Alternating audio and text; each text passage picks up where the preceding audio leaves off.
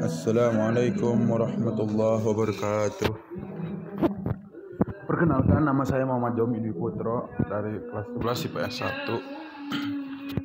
1. Ingin mempresentasikan tentang sejarah peristiwa Perang Aceh.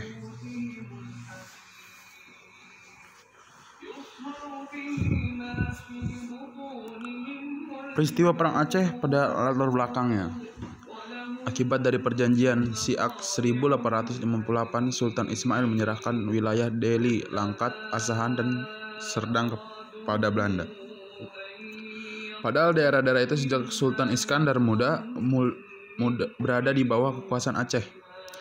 Belanda melanggar perjanjian Siak, maka berakhirlah perjanjian London tahun 1824. Isi perjanjian London adalah Belanda dan Britania Raya membuat ketentuan tentang batas-batas kekuasaan kedua daerah di Asia Tenggara, yaitu dengan garis lintang Singapura. Keduanya mengakui kedaulatan Aceh. Aceh menuduh Belanda tidak menepati janjinya, sehingga kapal-kapal Belanda yang lewat perairan Aceh ditenggelamkan oleh pasukan Aceh. Perbuatan Aceh ini didukung Britania.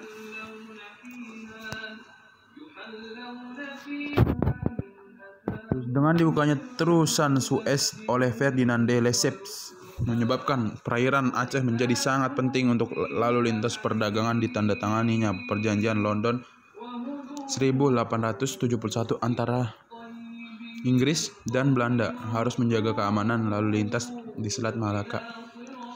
Belanda mengizinkan Britania bebas berdagang di Siak dan menyerahkan daerahnya di Guyana Barat kepada Britania. Akibat perjanjian Sumatera 1871, Aceh mengadakan hubungan diplomatik dengan konsul Amerika Serikat, Kerajaan Italia, dan Kesultanan Utsmaniyah di Singapura. Aceh juga mengirimkan utusan ke Turki Utsmani pada tahun 1871.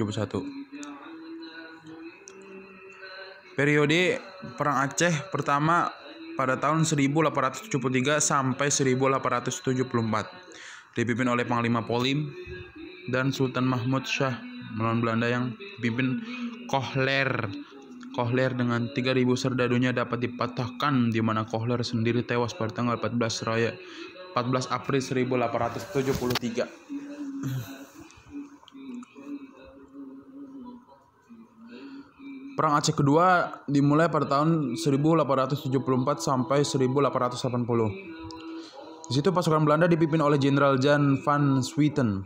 Belanda berhasil menduduki Keraton Sultan dan pada tanggal 26 Januari 1874 dan dijadikan sebagai pusat pertahanan Belanda. Pada 31 Januari 1874, Jenderal van Swieten mengumumkan bahwa seluruh Aceh jadi bagian dari kerajaan Belanda. Ketika Sultan Mahmud Shah wafat pada tanggal 26 Januari 1874, diganti oleh Tuanku Muhammad Daud yang dinobatkan sebagai Sultan di Masjid Indrapuri. Perang pertama dan kedua ini adalah perang total dan frontal, di mana pemerintah masih berjalan mapan meskipun ibu kota negara berpindah-pindah ke Kumala dalam Indrapuri dan tempat-tempat lain. Perang ketiga dimulai pada tahun 1881 sampai dengan 1896. Perang ini dilanjutkan secara gerilya dan dikobarkan dengan nama perang Fisabilillah, di mana sistem perang gerilya ini dilangsungkan sampai tahun 1903. Dalam perang gerilya ini, pasukan Aceh di bawah Teku Umar bersama Panglima Polim dan Sultan pada tahun 1899, ketika terjadi serangan mendadak dari pihak Van der Dusen di Meulaboh, Teku Umar gugur, tetapi Cut Nyadin, istri Teku Umar, kemudian tampil menjadi komandan perang gerilya. Perang keempat ini dimulai pada tahun 1896 sampai dengan 1910.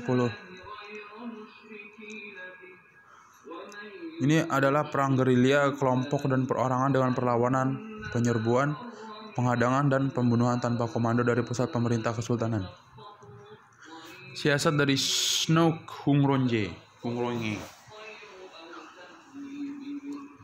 Untuk mengalahkan pertahanan dan perlawanan Aceh, Belanda memakai tenaga ahli Dr. Christian Snoek Hungrongje yang menyamar selama 2 tahun di pedalaman Aceh untuk meneliti kemasyarakatan ketatanegaraan Aceh. Hasil kerjanya itu dibukukan dengan judul Rakyat Aceh, The Acehers.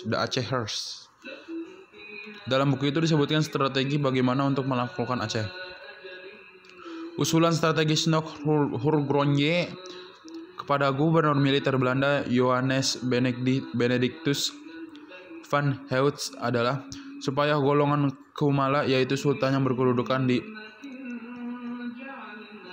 Kumala dengan pengikutnya dikesampingkan dahulu, tetap menyerang terus dan menghantam terus kaum ulama, jangan mau berunding dengan pimpinan-pimpinan gerilya, mendirikan pangkalan tetap di Aceh Raya, menunjukkan niat baik Belanda kepada rakyat Aceh dengan cara mendirikan langgar, masjid, memperbaiki jalan-jalan, irigasi, dan membantu pekerjaan sosial rakyat Aceh.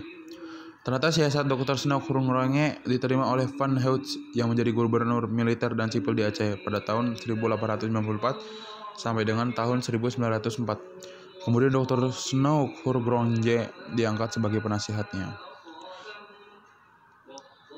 Taktik perang gerilya Aceh itu ditiru oleh Van Heutz, di mana dibentuk pasukan Marecheus yang dipimpin oleh Hans Christoffel dengan pasukan kolone macan yang telah mampu dan menguasai pegunungan-pegunungan, hutan-hutan rimba raya Aceh untuk mencari dan mengejar gerilyawan Aceh. Taktik berikutnya yang dilakukan Belanda adalah dengan cara penculikan anggota keluarga gerilyawan Aceh. Misalnya Christoffel menculik permaisuri Sultan dan Tengku Putra pada tahun 1902. Van der Maten menawan putra Sultan Tuanku Ibrahim. Akibatnya Sultan menyerah pada tanggal 5 Januari 1902 ke Sigli dan berdamai.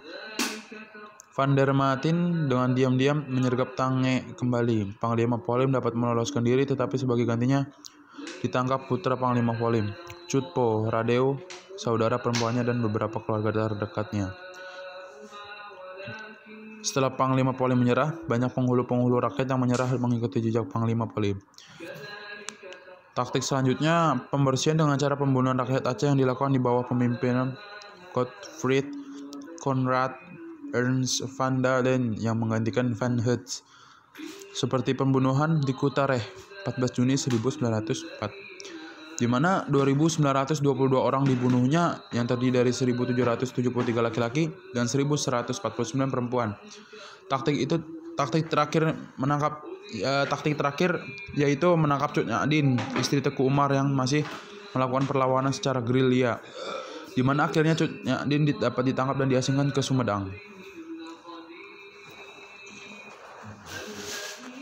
Terus di sini adalah surat perjanjian tanda menyerahnya.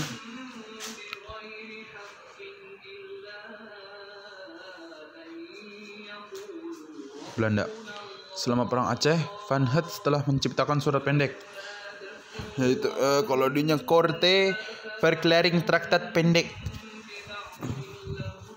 tentang penyerahan yang harus ditandatangani oleh para pemimpin Aceh yang telah tertangkap dan menyerah, di mana isi dari surat pendek penyerahan iri-iri itu berisikan raja atau sultan mengakui daerahnya sebagai bagian dari daerah Hindia Belanda. Raja berjanji tidak akan mengadakan hubungan dengan kekuasaan di luar negeri, berjanji akan mematuhi seluruh perintah-perintah yang ditetapkan Belanda. Perjanjian pendek ini menggantikan perjanjian terdahulu yang rumit dan panjang dengan para pemimpin setempat.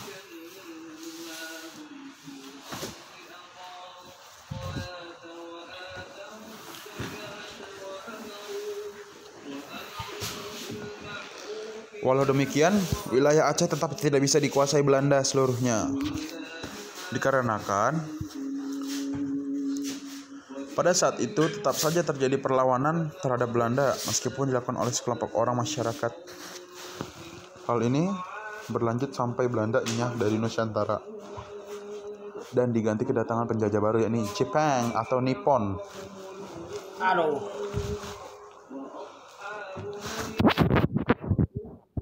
Dan terakhir adalah tanggapan di sini adalah ketika perang kolonial Belanda di Aceh hampir memasuki seperempat abad, Letnan Kolonel Infanteri Purnawiraman GB Hoyer yang pernah bertugas di Aceh menulis dalam ikhtisar umum bukunya The Kriegsgeschiedenis van Nederland Indie van 1811 tot 1894 jilid 3 setebal 480 halaman tahun 1895 pada halaman 5 sebagai berikut, yang berbunyi, Tidak ada pasukan Diponegoro atau Sentot, baik orang-orang Padri yang fanatik maupun rombongan orang-orang Bali atau massa berkuda orang-orang Bone.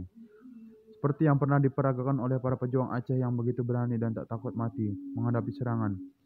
Yang begitu besar menaruh kepercayaan pada fanatik seolah-olah mereka dilahirkan untuk menjadi gerilyawan bangsanya.